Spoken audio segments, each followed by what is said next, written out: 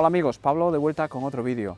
Hoy estamos en el concejo de Ribadesella, muy cerca de la entrada de la cueva de Tito Bustillo, que está a mi izquierda, donde estamos a punto de hacer una ruta de senderismo por Asturias con el código PRAS 58.2 y el nombre de Senda de la Iglesia de Junco. Así que vamos a empezarla.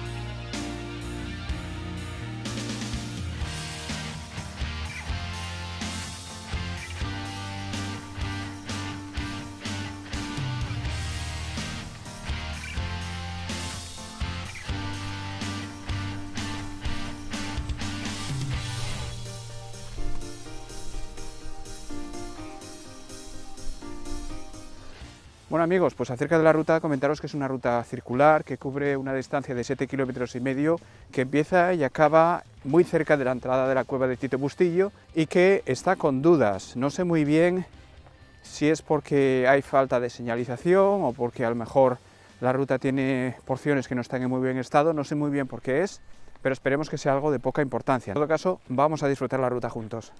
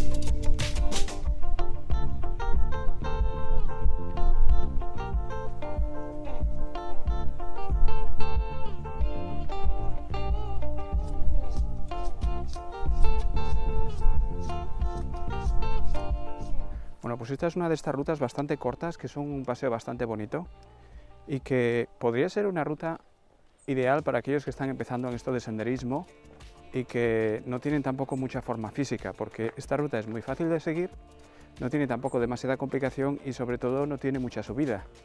Así que si estáis empezando, considerarla, porque esta ruta os puede interesar.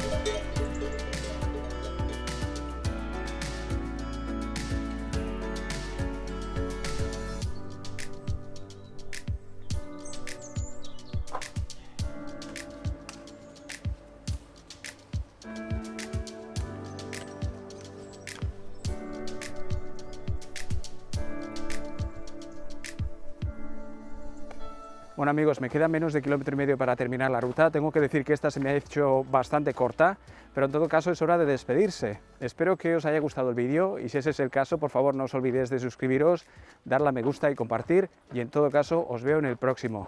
Cuidaros un montón, hasta luego.